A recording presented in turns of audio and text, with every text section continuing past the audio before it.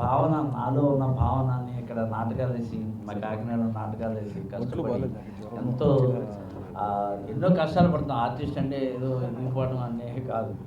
అటువంటి కష్టాలు చూసింది ఈ నోటి నుంచి వచ్చినాయి మాటలు. నేను చెప్పకుండానే వచ్చినాయి. అలాగే మన ఇండస్ట్రీ ఇక్కడ ఉంటే, నేను బతుకుండే లోపలనే ఇండస్ట్రీ ఇక్కడికి వస్తే అంటే ఐ మీన్, కానీ నేను హైదరాబాద్ వద్దు లేదా ఇక్కడ కూడా రావాలి. ఎందుకనంటే పర్మిషన్ ఒక ముఖ్యమైన విషయం ఒకటి చెప్తాను. అదే మీరేమి రాయిస్తారో రాయరో తెలియదు, కానీ నేను ఏంటంటే ఇప్పుడు దాసనారాయణరావు గారు కానీ, బాబు గారు కానీ, లేకపోతే ఈవి సత్యాన్ గారు కానీ, విశ్వనాథ్ గారు కానీ, వీళ్ళందరూ ఒక సంక్రాంతి వచ్చిందంటే మన లాంగ్వేజ్, మన సాంప్రదాయం సినిమాలు వచ్చేవి. ఇప్పుడైతే తగ్గిపోయినాయి.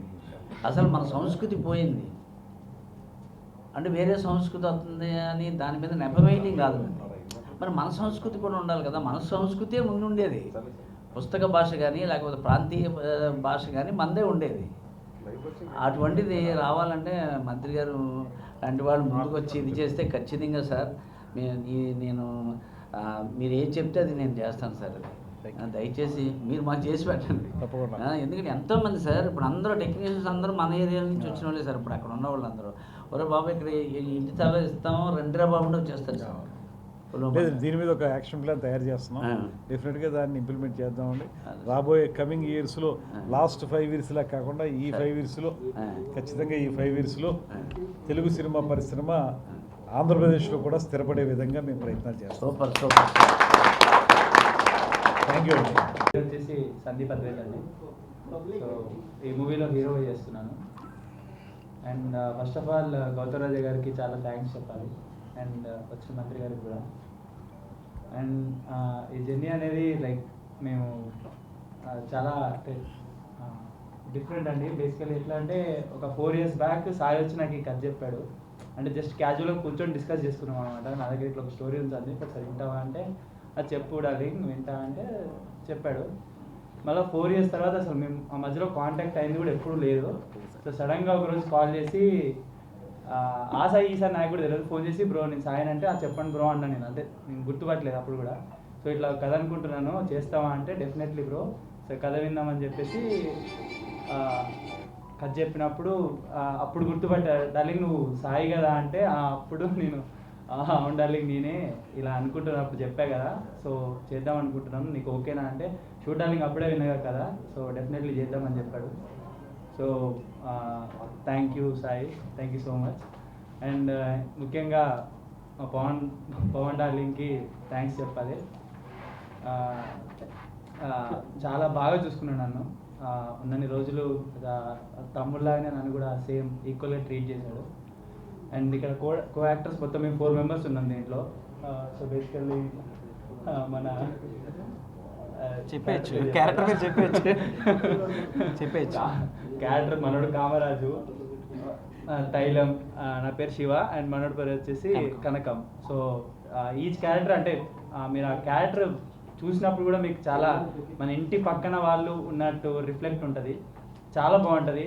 చాలా హిలీరియస్ కామెడీ, అంటే మన బ్యాక్ టైంలో విన్న కామెడీ, లైక్ రేలంగి ఆ టైంలో విన్న కామెడీ అనిపిస్తుంది. సో చాలా బాగుంటుందని నేను అనుకుంటున్నాను. And thank you. అండ్ మా ఎంకరేజ్ చేస్తారని మనస్ఫూర్తిగా కోరుకుంటున్నాను. విలేజ్ గర్ల్ అంటే తను ప్రేమించిన అబ్బాయి కోసం ఏమైనా చేసే ఒక అమ్మాయి, ప్రేమ కోసం ఏమైనా చేస్తుంది తన బాయ్ ఫ్రెండ్ కోసం. లేదండి, ఇది నా డెబ్యూ ఫిల్మ్. చాలా బాగుంది. అంటే నాకు రాజమండ్రి అనేది చాలా ఇష్టం. ఎప్పుడూ రాలేదు, ఫస్ట్ టైం షూట్ కోసమే నేను ఇక్కడికి వచ్చాను. చాలా చాలా నచ్చింది నాకు ఈ రాజమండ్రి అనేది. లేదండి, బట్ చిన్నప్పటి నుంచి ఇంట్రెస్ట్ ఉంది ఫిలిమ్స్లోకి రావాలని చెప్పి. సో సార్ అవకాశం ఇచ్చారు. సో నన్ను ప్రూవ్ చేసుకోవడానికి ఇది ఒక మంచి అవకాశం అని అనుకుంటున్నాను. మనకి చిన్న సినిమాని చూడకుండా పిలవంగానే వచ్చి మాకు ఈ పోస్టర్ లాంచ్ చేసేదానికి ఆయనకి ఎన్ని పనులు ఉన్నా కూడా మాకు ఈ సహకారం అందించిన కందుల దుర్గేష్ గారు మినిస్టర్, ఆయనకి నా హృదయపూర్వక అభినందనలు తెలియజేసుకుంటున్నాను, కృతజ్ఞతలు. తర్వాత 4K ఫిలిం ఫ్యాక్టరీ మా గౌతమ్ రాజు గారు మా అన్నయ్య, ఈయన మాకు ఎంత సపోర్ట్ చేస్తున్నారంటే ఫస్ట్ డే నుంచి నైట్ 2 o'clock వరకు షూటింగ్ చేసుకుని మార్నింగ్ 4 o'clockకి ట్రైనింగ్కి ఇక్కడికి వచ్చారు ఈయన. అంటే ఈయన మాకు ఎంత సపోర్ట్ చేసి ఒక ఇంట్లో ఫ్యామిలీ మెంబర్ లాగా ఉండి మమ్మల్ని ఇలాగా ప్రోత్సహిస్తూ ఉంటే మాలాంటి చిన్న సినిమాలు ఎన్నో ఇలాగా మన ఆంధ్ర రాష్ట్రంలో సంవత్సరానికి ఒక 10ల సంఖ్యలో తెరకెక్కించి మనం రిలీజ్ చేసుకోగలుగుతాం అని చెప్పేసి నమ్మకం నాకు ఉంది. తర్వాత 4K ఫిలిం ఫ్యాక్టరీ మా బ్రదర్ నాకు స్టోరీ చెప్పినప్పుడు ఎప్పటి నుంచో ఒక 5 సంవత్సరాల నుండి నాకు చెప్తూనే ఉన్నాడు కథలు. కాదు మనం ఇంట్లో టెన్షన్ పడి బయట టెన్షన్ పడి థియేటర్లో ఒక 10 నిమిషాలు వెళ్ళి కూర్చుని మనకి ఎవడైనా సరే చూస్తే అమ్మయ్య కాసేపు కూర్చుని నవ్వుకుందాం అనేలాగా ఉండాలి. బయట టెన్షన్తోనే సినిమాకి వస్తాడు ఎవడైనా. మనం కూడా లోపలికి తీసుకొచ్చి అన్ని 200 పెట్టి కూర్చోబెట్టి అని బెదరకూడదు అని వెళ్ళిపోతాడు. నా కాన్సెప్ట్ అలా ఏంటంటే కామెడీ సినిమాలు మాత్రమే చేయాలనేది నా బ్యానర్లో నేను చాలా బాగా గట్టిగా నిర్ణయం తీసుకున్నాను. అలాగా ఈ గ్రామ ప్రజలకు విజ్ఞప్తి కాన్సెప్ట్ ఎలా ఉంటుందంటే మన చుట్టుపక్కల ఉన్న పిల్లలు నలుగురు చేసే ఒక అల్లరి పనులు, వాళ్ళకి ఒక అనుకోని ఒక సంఘటన వల్ల తగిలే ఒక బలమైన గాయం, ఆ కథనంతటి ఫుల్ లెంగ్త్ కామెడీ ఎంటర్టైన్ పరిసర ప్రాంతాల్లో షూటింగ్ చేయాలని అనుకున్నాం.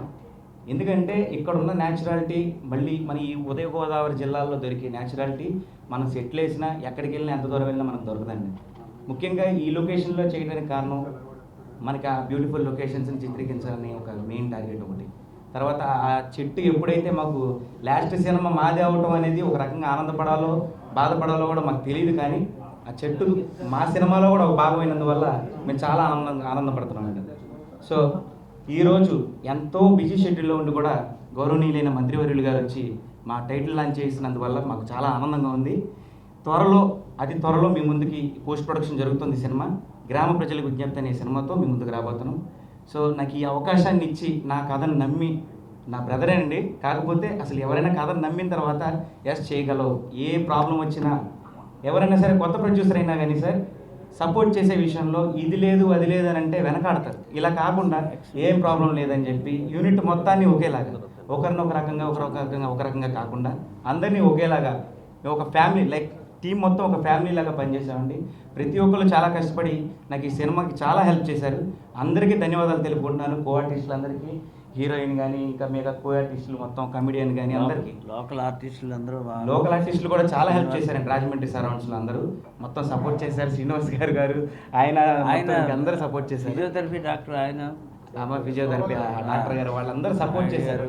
నాకు ఇక్కడికి వచ్చి ప్లాన్ చేయడం వల్ల కల్కి గారు, నాయుడు గారు, సో సార్ వీళ్ళందరూ ఇక్కడున్న ఆర్టిస్టులు కూడా బయటికి తీసుకురావాలని ఒక ఇంటెన్షన్ నాలో ఉంది సార్ ఫస్ట్ నుంచి. సో అందుకే ఇక్కడే ఆడిషన్ పెట్టాను, ఇక్కడ కొంతమంది తీసుకున్నాను, ఇదే సినిమాలో చిత్రీకరించాను.